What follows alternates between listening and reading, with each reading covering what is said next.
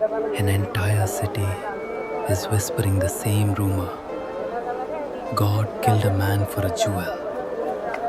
And God can't just deny it. He has to prove it.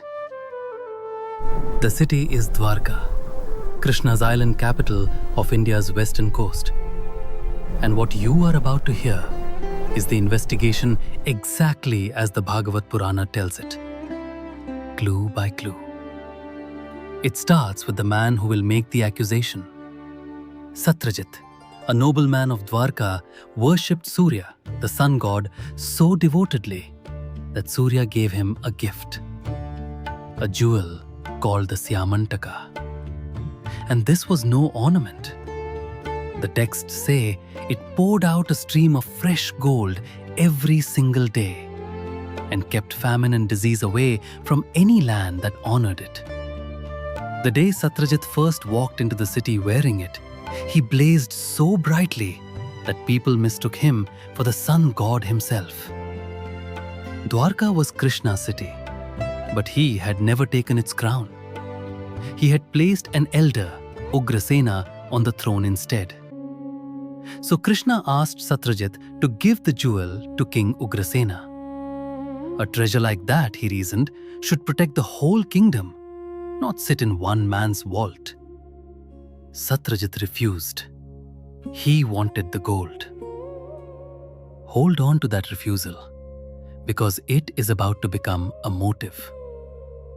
The opportunity arrived within days.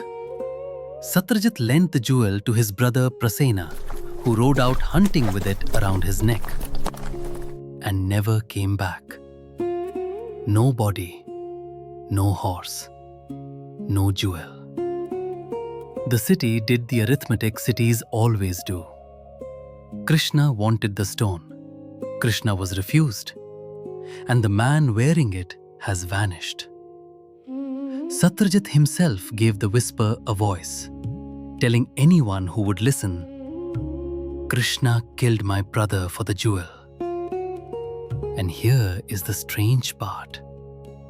The Bhagavata Purana never doubts, even for a sentence, that Krishna is God.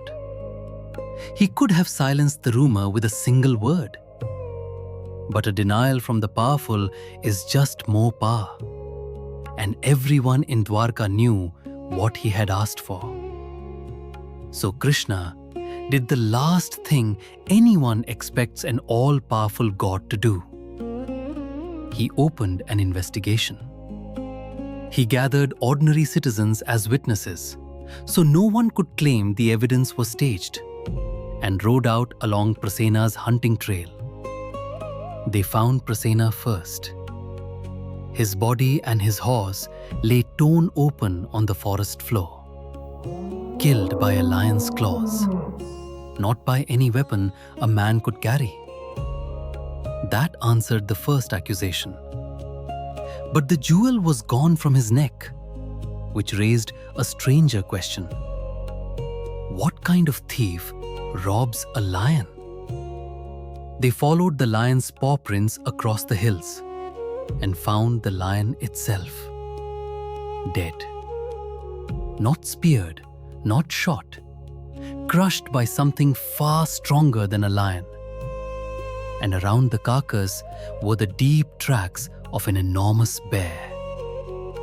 The tracks climbed a mountain and vanished into the mouth of a cave.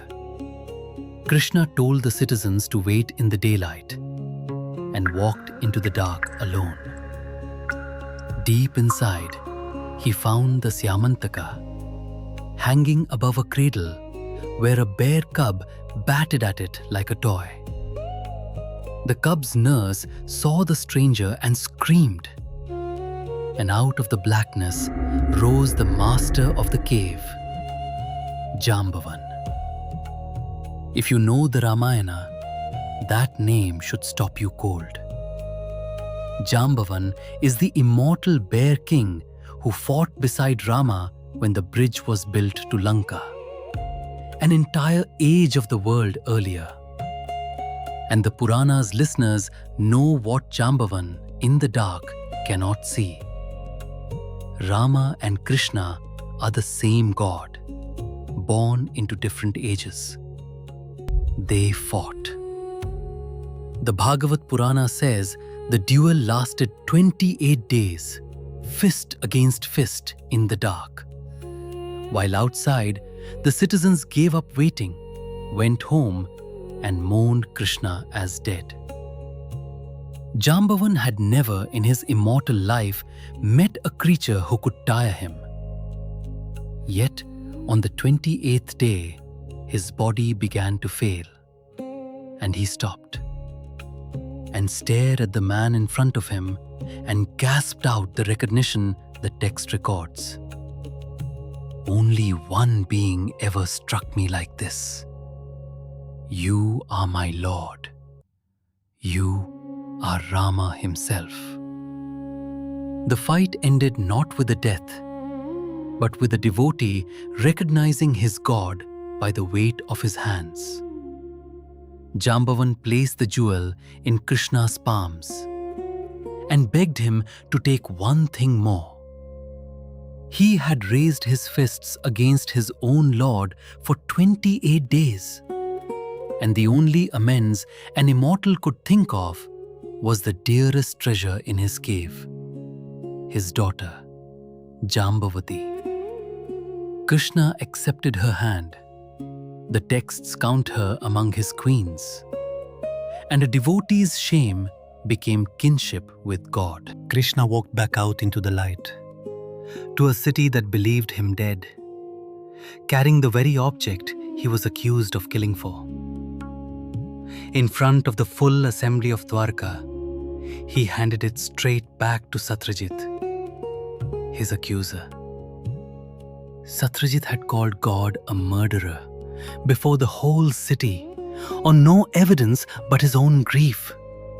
And now, the proof stood in front of him, holding the jewel. Burning with shame, he tried to make amends the only way he knew. He offered Krishna the jewel and his daughter Satyabhama's hand together. Krishna married Satyabhama and refused the jewel. He had never wanted the stone. He wanted the record corrected. That is the answer hiding inside our question. Krishna had to prove he wasn't a murderer, because in the logic of this text, truth is not something even God may simply declare. It has to be shown. Body, trail, print, witness, one step at a time. And the Purana closes with a promise. Whoever hears the Syamantaka story told honestly is freed from false accusation. Families across India still retell it to this day whenever a name needs clearing. A blessing handed down from India's oldest murder investigation.